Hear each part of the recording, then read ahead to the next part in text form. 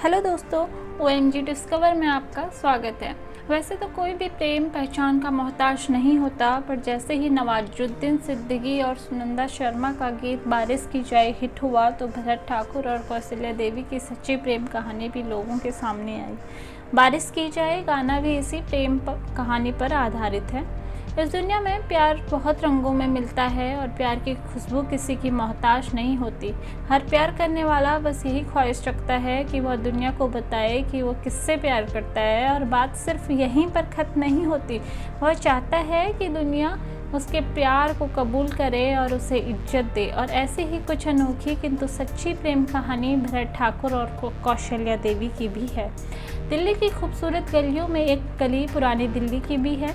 यहाँ एक मेहनती और खूबसूरत नौजवान रहता था। उसका नाम था भरत ठाकुर। जैसा हर किसी के साथ होता है, एक उम्र आते आते उसे अकेलापन महसूस होने लगता था। उसके पास सब था, अच्छा खासा पैसा, खुशियों भरा घर, अच्छे दोस्त, पर भरत ठाकुर के दिल के किसी कोने में अकेलापन था। वह जगह खाली थी, लेकिन इंतज़ार था एक ऐसे इंसान का जो उस जगह को प्यार और खुशियों से भर दे।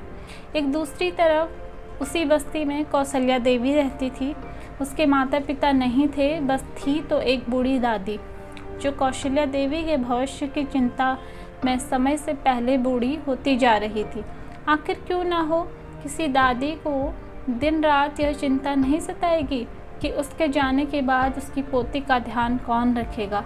इस पूरी दुनिया में वह सुरक्षित कैसे रहेगी। कौशल्या देवी का दर्द यहीं खत्म नहीं होता। वह मानसिक रूप से परिपक्व नहीं थी। उम्र बढ़ रही थी, पर दिमाग बच्चों जैसा था।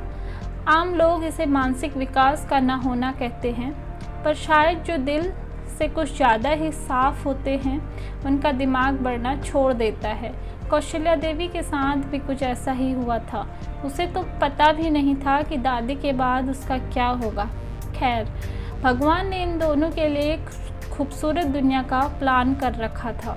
एक दिन भरत ठाकुर की मुलाकात कौशल्या देवी के साथ होती है। उसे देखते ही भरत ठाकुर की ज़िंदगी हमेशा के लिए बदल जाती है।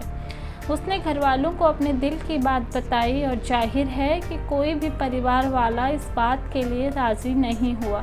पर प्यार में वह ताकत होती है जो किसी बड़ी विरोध को पल में दूर कर सकता है। घर वाले आखिर मान गए। इस बीच भरत ठाकुर और कौशल्या देवी का पुरानी दिल्ली में मिलना जुलना चलता रहा। कौशल्या देवी बच्चों जैसी चंचल थी। भरत ठाकुर के मन में शायद यह भी आया होगा कि क्या पता यह लड़की मुझे प्यार करती भी है या नहीं।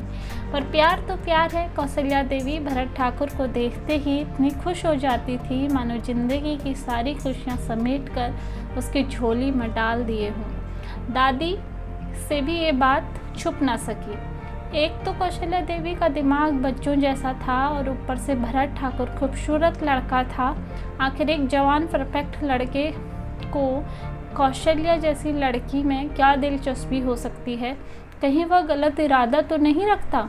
दादी बस यही सोचती रहती थी। लेकिन एक दिन दादी की यह झिझक भरत ठाकुर ने ख़त्म कर दी। उसने दादी से कौशल्या देवी का हाथ मांग लिया। दादी को समझ नहीं आ रहा था कि वह क्या कहें।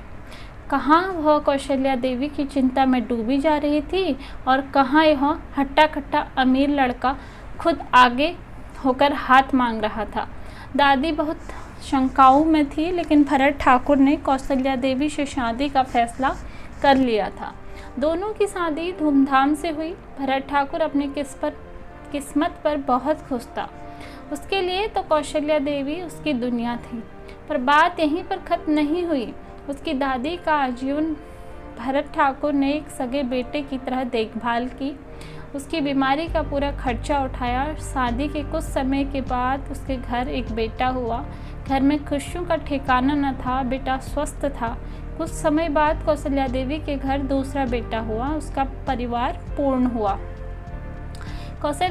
कौशल्या देवी का भले ही बुद्धि का विकास औरों जैसा नहीं हुआ, पर एक प्रेमिका, एक पत्नी, एक माँ के रूप में उन्होंने कभी इस कमजोरी को बीच में नहीं आने दिया। आखिर हर पल उसका साथ देने के लिए भरत ठाकुर था।